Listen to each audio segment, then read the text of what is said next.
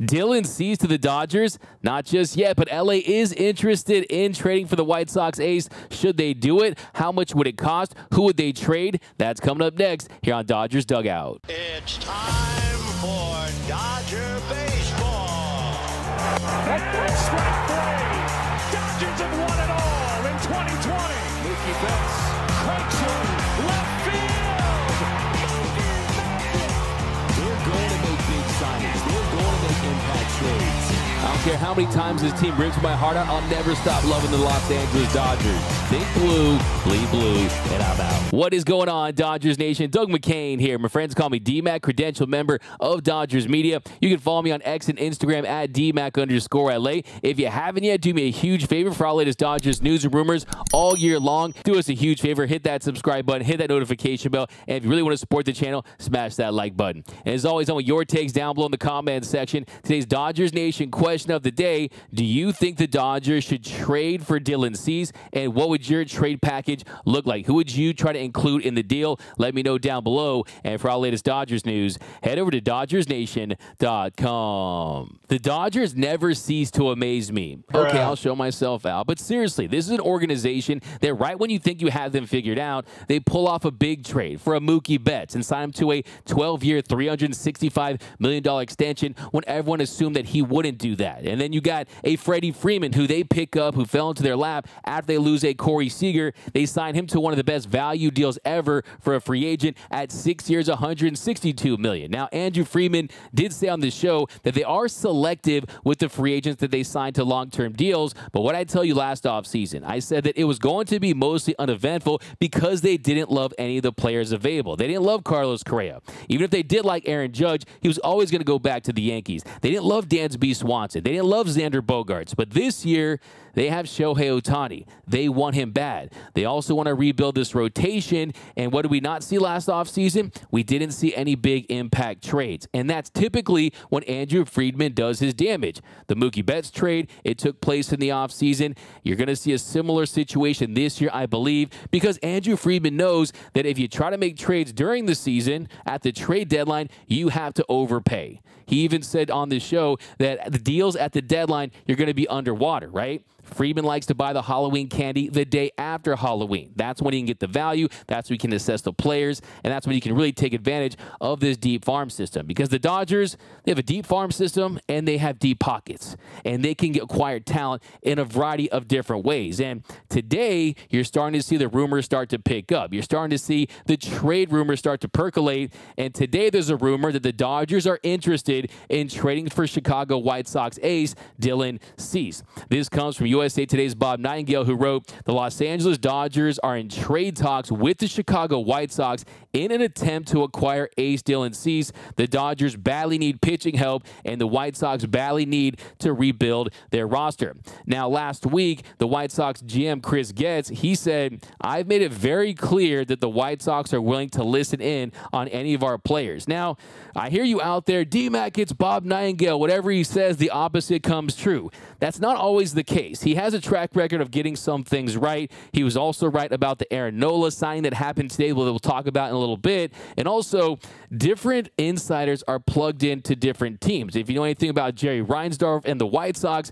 Bob Nightingale is definitely a mouthpiece for Jerry Reinsdorf. And then on top of that, Bruce Levine, who works for 670 The Score in Chicago, he's very plugged into the White Sox and the Cubs. He was saying something very similar on the radio yesterday, that the Dodgers were in talks with the Chicago White Sox. So I do think it's safe to assume that there is validity to this rumor. So let's break out that Dodgers rumor meter. And for this one, I'm going 3 Dodger dogs. I definitely think there is some serious smoke with the White Sox and the Dodgers about Dylan Cease. And now I do want to make it clear that the 3 Dodger dogs is not that this trade is guaranteed to materialize or anything like that. It's just confirming that there are talks between the Dodgers and the White Sox about Dylan Cease. That should come as no surprise. That's like saying, okay, planet Earth is 3 planets from the sun, or that water is wet, or that the sky is blue. Of course, the Dodgers are going to be in contact with teams teams that have starting pitching. That is their goal this offseason. And they know they don't just need starters, they need frontline starters. They need ace caliber pitchers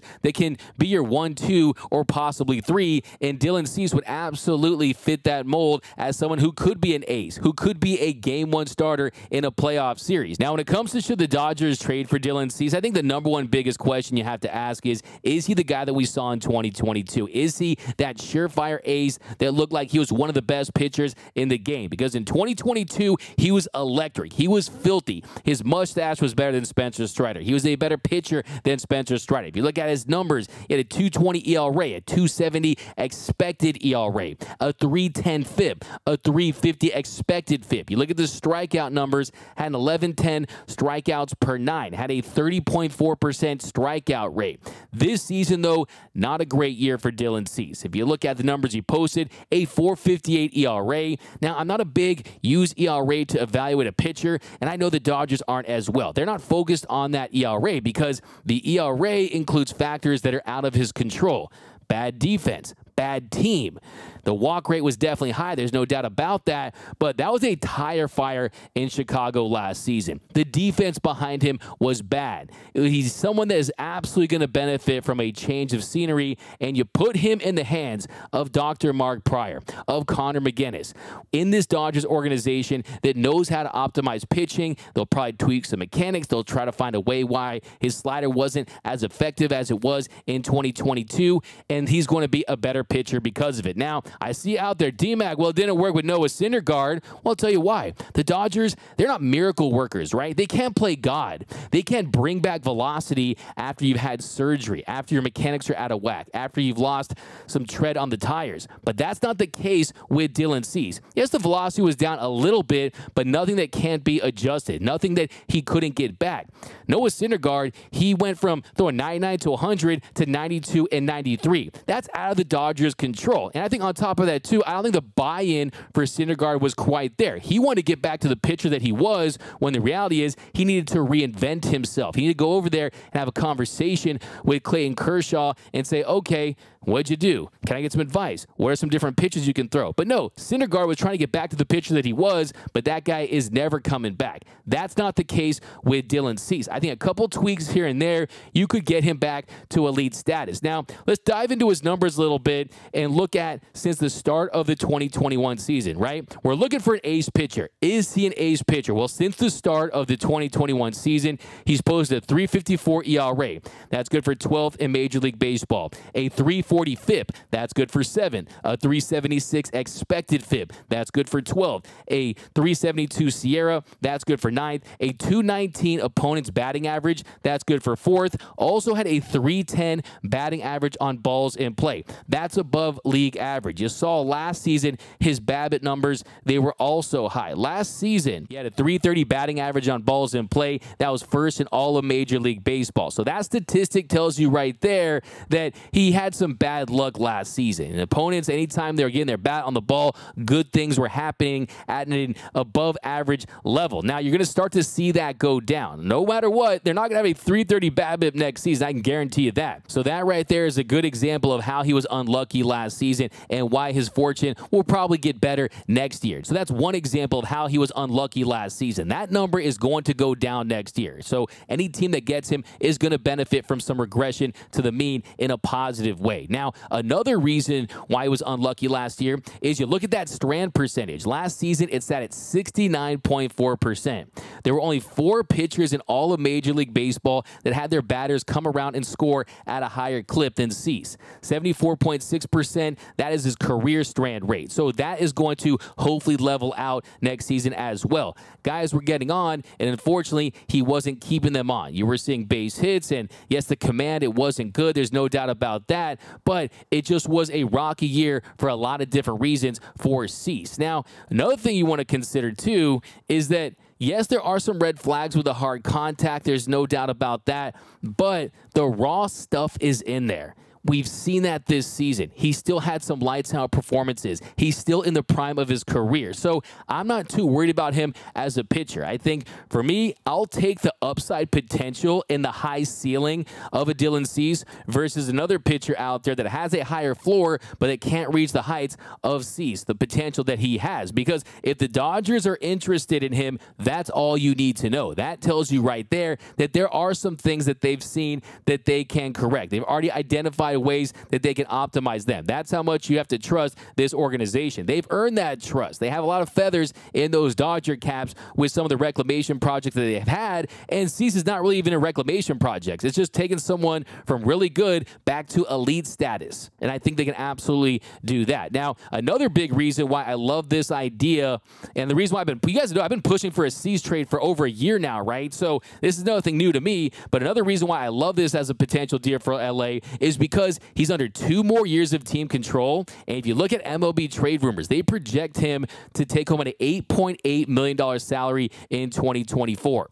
So even if he has a monster year for the Dodgers, you're probably looking at close to $22 million for 2 years of a frontline starter. That is high value. So yeah, he didn't have a great year last year, but one of the benefits of that is, one, you can use that as leverage. His stock isn't as high as it was, so you can get him at a more affordable rate. And then 2, you get him on a cheaper deal. And then even if he works out for you, that's a good problem to have. Those are champagne problems, right? If Dylan Cease balls out for you, you'll be happy to give him a nice deal in the final year under team control. So I love the 2 years because Corbin Burnes, 1 year.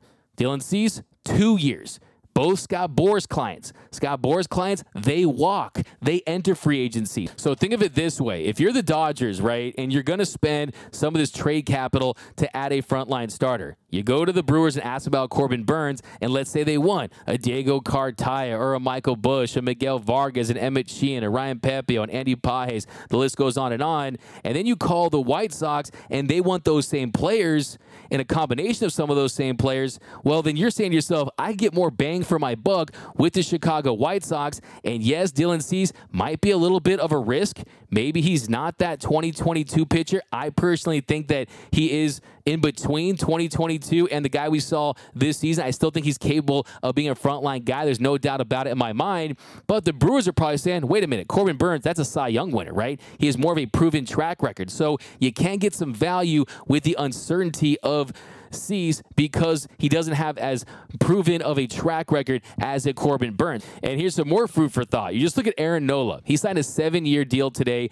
over $170 million on that contract, right? If you're the Phillies, you're hoping to get 3, 4, maybe 5 really good years, but the 7 years is just the price of doing business because contracts that are being handed out these days are longer than we've seen in years past. And if you're the Phillies and Aaron Nola pitches 2 great years and helps you win a World Series with Bryce Harper and Trey Turner, you're going to see that as a win. If you can get 2, 3, 4 years, even 2 years in deep postseason success, you're going to feel really good about that. With Dylan Cease, those 2 years are with the prime of Mookie Betts. What's left of the prime with Freddie Freeman? Hopefully you have Shohei Ohtani in his prime, right? And then you jump to 2025, you still have Cease. Hopefully you have Shohei Ohtani coming back to pitch.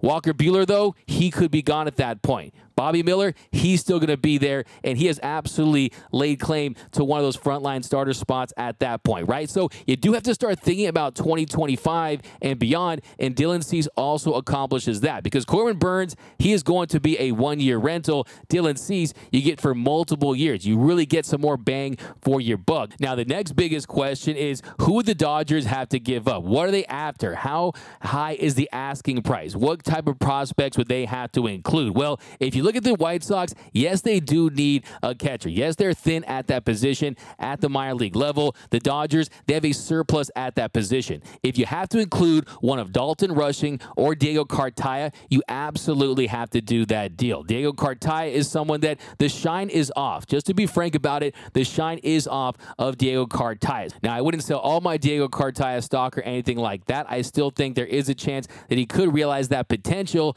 But if you're the Dodgers, if the White White Sox are interested in him and they say, okay, we still believe in his upside, maybe they want a Diego Cartaya. And I think if that's the case, the trade could look like Diego Cartaya plus one of the pitching prospects, whether that be an Emmett Sheehan, whether that be a Hurt, a Knack, a Ryan, one of those guys, a Cope, a Frosso, some of those types, and maybe throw in someone else, then maybe that could get a deal done. Or it could be a Dalton Rushing plus one of those pitching prospects, whether it be a Sheehan, a Pepio, one of those types. I mean, I think that definitely would be on the high side, but we're talking about an ace-level pitcher in a very competitive market. What I always say, parades over prospects. I talked to someone from Baseball America a few weeks ago, and they told me, look, the reality is 70% of these guys aren't going to work out. So you have to sell them while they have value so you can get something. I mean, what if you keep Michael Busch and he hits 167 in opportunities next year, right? Where is his value going to be at? At some point, you don't want to overexpose some of these prospects because their value is going to be diminished. Now, you could probably also consider deal maybe a Michael Busch, a Miguel Vargas, and another one of the pitching prospects like a Gavin Stone. That's a possibility as well. You could see a Dalton Rushing plus a Gavin Stone for a Dylan Cease. Or you could go crazy with it, or you could go for the blockbuster deal and try to see if they listen to an offer for Dylan Cease and Luis Robert, who's on a very favorable contract, $50 million on a 5-year deal, one of the best value deals in the sport right now. That would require a big bag. You would have to go big. You would have to include basically anyone that's not named Bobby Miller, a Diego Cartaya, Dalton Rushing, one of those two, plus I would say 3, 4 possibly of these pitching prospects, maybe a Josue DePaula as well, and probably the Oklahoma City Dodgers team bus, right? It would take a big haul to get that deal done, but really the most important thing is finding a way to land Dylan Cease. Now, you also have to wonder how they value the Dodgers farm system. I think they do. I think you look at the reputation this farm system has, but it makes you wonder because at this point last year, you hit on Miller, you hit on James Outman, you didn't hit on Vargas or Busch in those limited opportunities or Gavin Stone. So that is a good example how some guys are going to hit, some guys are not. So at some point you have to trade these prospects or they're going to age like 7-Eleven sushi in the sun and you won't be able to get anything from them. So I'm all in on this move. I think the number one thing you get is a frontline starting pitcher who has electric stuff, the potential to carry you in a playoff game. And yes, the walks are an issue. Sometimes that hurts him from going deep into games. But mind you this Dodgers team, are they going to ask their starters to go 7 innings? They're not going to do that.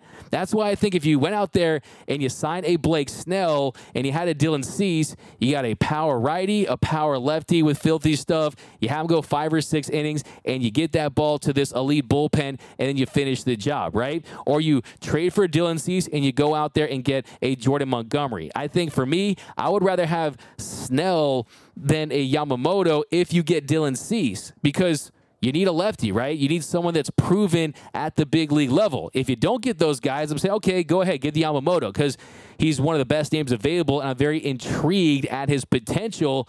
But if you're going to get Dylan Cease, that is an indicator that you are pushing your chips in for next season and the season after that. The uncertainty of a Yamamoto, that's a big question. I think he has the potential to be elite. At the end of the day, he hasn't thrown one pitch in the show.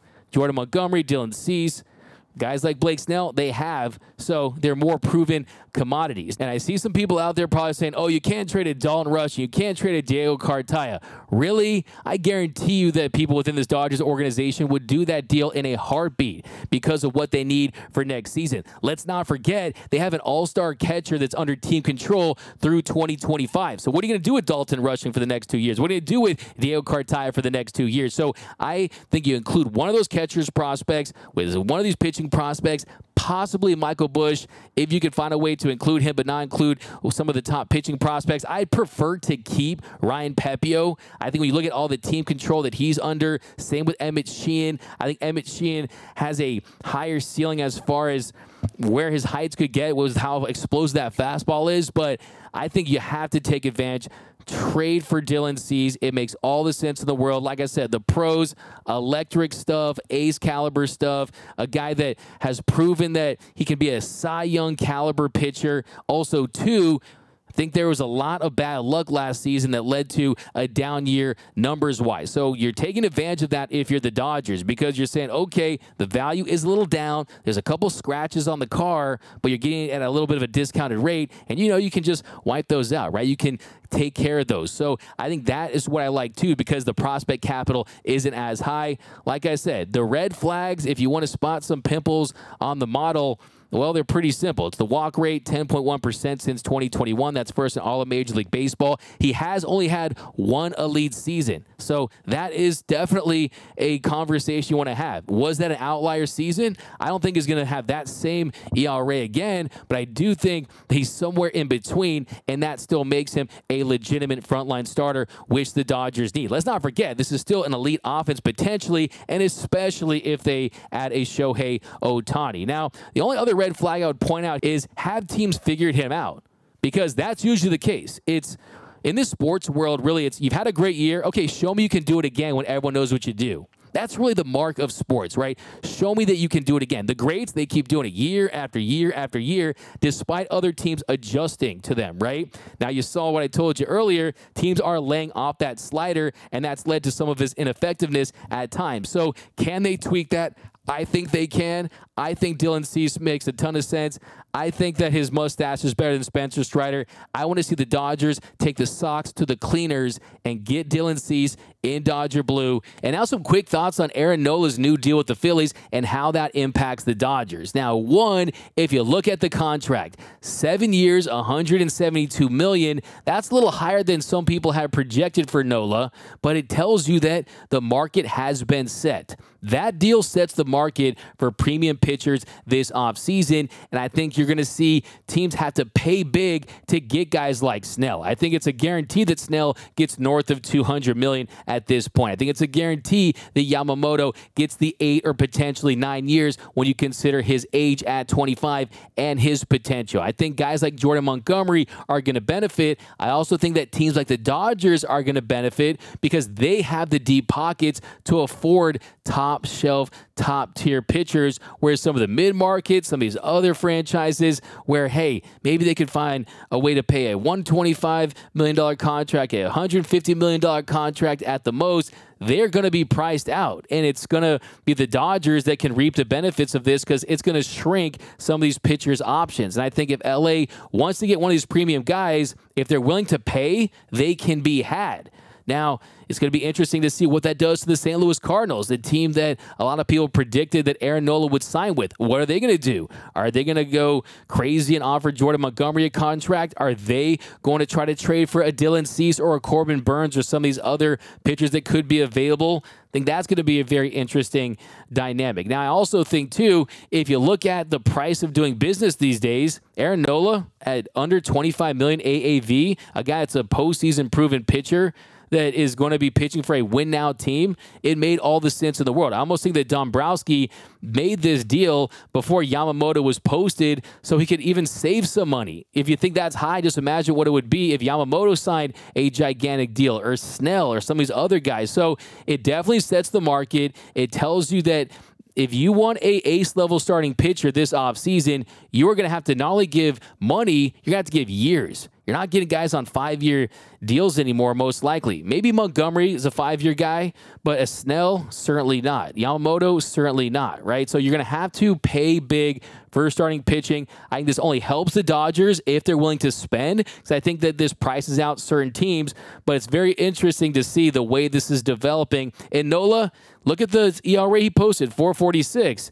People out there saying, oh, I want Aaron Nola on the Dodgers, but you don't want Dylan Cease. When you look at their numbers, pretty similar, right? I mean, Nola is someone who's pitched in a hitter-friendly park with suspect defense at times, but he's been very, very durable. So, yeah, congrats to him on his new deal, but absolutely sets the market, and it looks like right now it's going to be even more expensive to acquire talented starting pitching that we had even anticipated. So good thing that you're fans of a franchise that's willing to spend. Oh, and then another thing, too, that's one more pitcher that's crossed off the board. Aaron Nola is the guy that I would have loved to have in L.A., right? I'd love to have him a part of this rotation that shrinks the market. Aaron Nola is no longer an option for the Dodgers. So what that also does, I think that adds some urgency to the trade market as well. If you want a starting pitcher, you better get him now and not wait, because these guys are going to fall off the board, and you're going to look to January and February and start to look around and say, okay, do we have our rotation intact? Because you're going to have to get on it now,